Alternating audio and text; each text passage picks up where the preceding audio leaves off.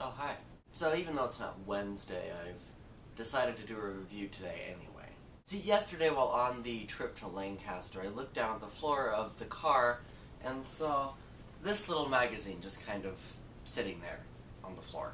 It's called Realsimple, Life Made Easier, and it caught my interest because it was a magazine sitting on the floor of a car. So I looked through it and realized why it was sitting on the floor of the car. I think the easiest way to look at this magazine is to actually look through it now and just show why this magazine deserves to be on the floor of a car. Let's start, shall we?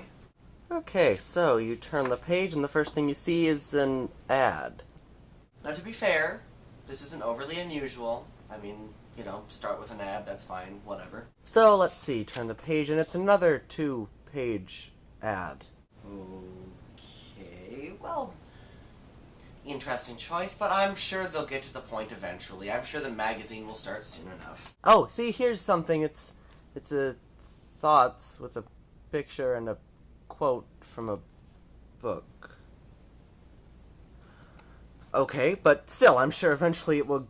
There's called the Simple List, which isn't really simple because it's not organized particularly well. There's another ad.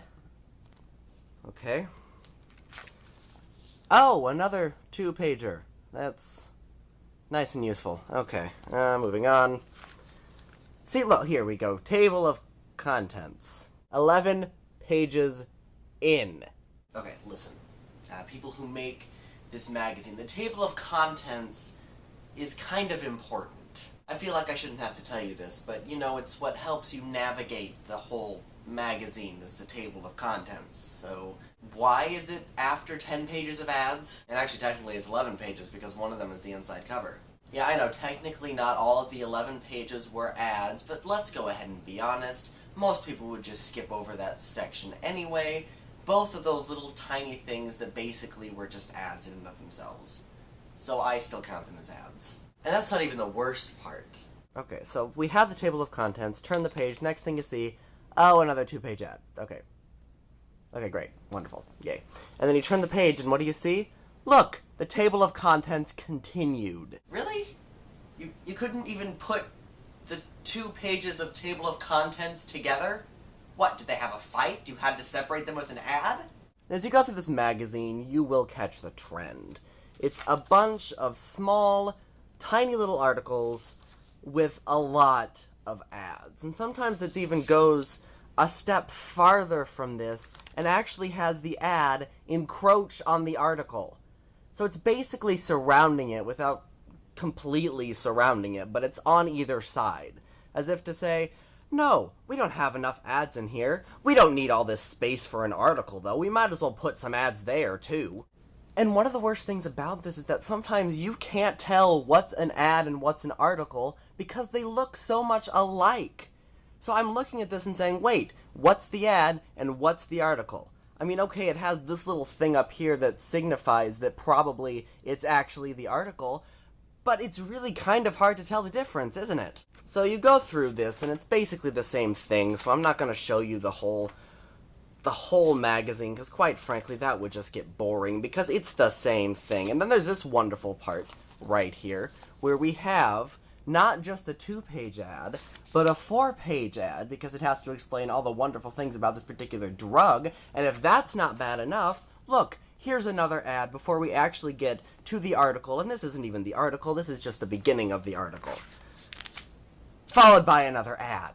So you'll find that this really just goes on for a while, and nothing new happens until finally we get to the features. Now, one thing I will say about the features is that once you get to the features, there aren't any ads. For the entire features section, you don't have to look at ads. You can just read through the stories and you don't have to be interrupted. And while that's nice, there's a few problems still with this. Not necessarily with the whole no ads being in it, but with the fact that the features start on page 101. That means we have to go through 100 pages of mostly ads and a few little tiny articles just kind of inserted in so that they can say, no, there's more than just ads in here. Also, it's features, right? So you would think it'd be kind of important because it's the featured articles. We are more than halfway through this magazine, and they're just now getting to the features. I'm not sure, but I think their priorities are a little skewed. Now, I do have to let it known before I move on, I didn't actually read any of the articles in this magazine. For all I know, these articles are wonderful, they're brilliant, they're thought-provoking, but quite frankly, considering what I had to go through just to get to them, I don't care.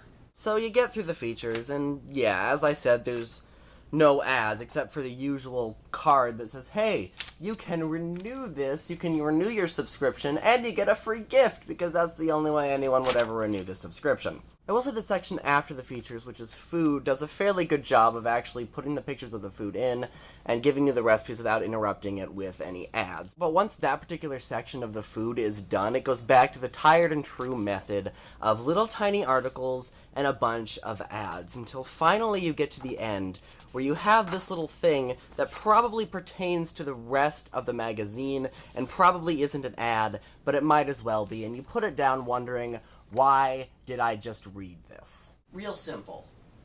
I'm gonna keep this real simple. Why? Why do you have so many ads in here and so little else? Now look, I understand that advertising is important. I understand that you need advertising so that you can get money to continue making the magazine. And I don't know, maybe your subscriptions are going down, maybe people aren't buying it, but putting more ads in are not going to make people buy this. And I don't know, maybe the other issues are better, maybe they're not this bad, but if this is an indication to go on, I don't want this magazine. Look, maybe you got a good magazine going on here. Maybe you have good stories, maybe they're interesting, maybe they're thought-provoking, maybe they're helpful. But if you have so many ads in there that you can't get to the articles because you're so bogged down, that's where you run into problems. So if you're losing revenue because people aren't buying your magazine, putting in more ads is only going to make the problem worse. And that's really all I have to say about this. So I will go ahead and see you all tomorrow, actually. See you then.